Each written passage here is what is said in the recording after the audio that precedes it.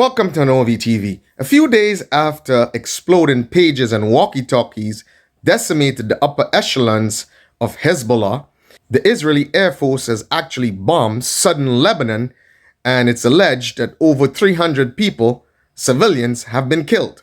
First, let me say I don't know much of what's going on in the Middle East, but I can tell that it's actually heading in a very terrible direction. And it's quite possible there may be an open war between Hezbollah and Israel. But I will make some observations on exactly what I think about the situation. And first and foremost, I'm trying to figure this out. I want you guys to make a comment and actually explain this to me, especially people who are probably living in the Middle East or people who are more familiar with the situation. And I want to understand this. How is it possible that we've been told that Hezbollah and southern Lebanon and all these people are extremely dangerous and, a serious threat. But I'm trying to understand, how does a state that is so dangerous doesn't have an air defense system to protect its citizens from an attack by a foreign power? And as a result, over 300 of its citizens get killed.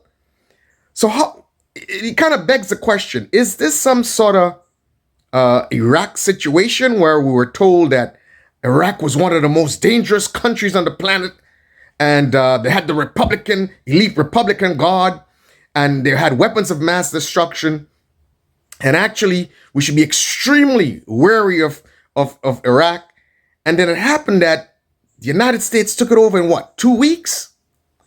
So I'm trying to understand, is this a similar situation here that's going on with Lebanon, where we're told that they're extremely dangerous, so that anything that is done against them or to them would be actually justified? Is this the game that is being played? Again, as I said, you guys probably know better than I do, so make some comments in the comment section and try to explain this to me. So I also been looking at Piers Morgan, and I noticed there was a guy, Alan Dershowitz, and he was talking about proportionality and the legal implications of attacking combatants and civilians. And based on what he said, I think it's once there's a ratio of less than 1 to 3 or 4, then it's okay. So it means legally, internationally, it seems like you can decimate one combatant and at the same time 3 or 4 civilians, and then that is considered legal. Amazing. This is really amazing and crazy. I don't understand.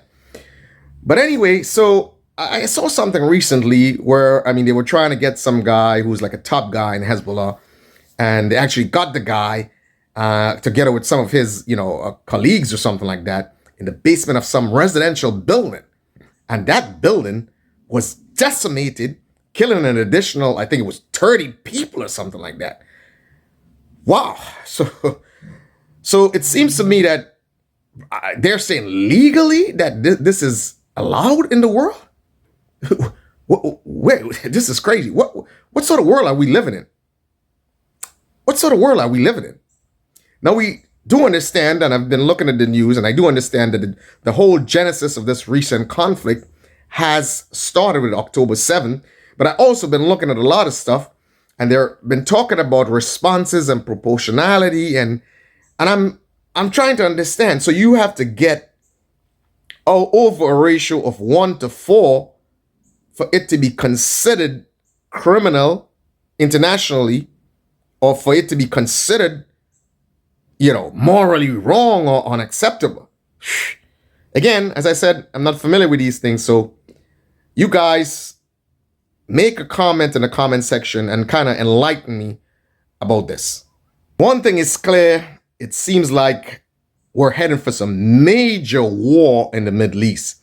And again, it makes me wonder how much of this is not a result of a change in administration, because how do we get from the Abraham Accords to the unraveling of the Middle East? None of this was happening under Trump. And post 2020, we've seen entirely opposite situation taking place in the Middle East. So again, The evidence is clear. Either Donald Trump was willing and able to achieve some semblance of peace in the Middle East, and possibly this administration is either unwilling or unable to achieve any semblance of peace in the Middle East.